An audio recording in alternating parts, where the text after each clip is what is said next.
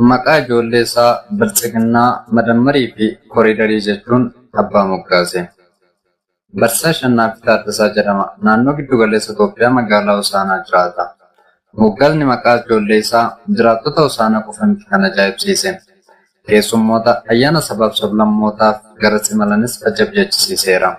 Barsiisaa Shannaaffiin AMN dijitaalaa waliin turte taasisaniin maqaan seenaadha jedhan.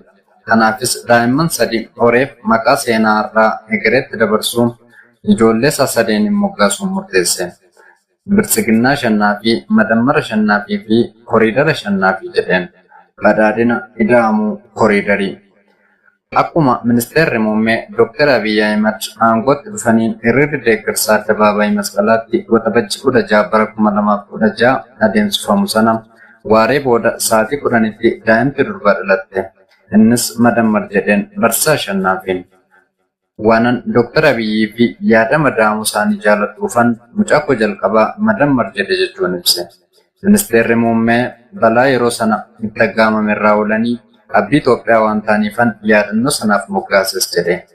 Ilmi isaa lammaffaa immoo kan argate bara 2013 filannoon marsaa 6ffaa Itoophiyaatti adeemsifamee bara 2014 wayita mootummaan badhaadhinaa labsamu sana waan ta'eefan Biltsiginnaa jedheen jechuun AMN dijitaalaatti himee ture.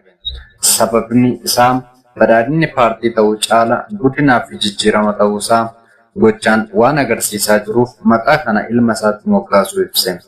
Waaqayyo ijoolleetiin na eebbisuu isaatti fufee anis maqaa misoomaan ijoollee koo moggaasuu ittiin fufee kan jedhe barsiisaa Shannaaffiin akkuma misooma koriidarii Finfinnee bara 2015 eegalameen intala isaa waan dhalatteef abdii misoomaa fi miidhagina magaalaa fuulduratti qaban irraa kan ka'e koriidarii jedhee moggaasuu dubbateera. Maqaan ijoollee isaa sadanii waajjira galmeessa ragaalee magaalaatti galmaa'ee jiraachuu illee ragaa mul'isaniiru. Moggaasa maqaa ijoollee isaatiin wal qabatee mudannoo isaa yoo qoodu namoonni hedduun jijjiiramni mootummaan yoo dhufe maal goota jedhanii gaafachuu kaase. Galmi qabameen jijjiiramu kan jedhu barsiisaa Shannaaffiin osoo waan fedhe ta'e maqaa ijoollee isaa kan jijjiirre ibseera.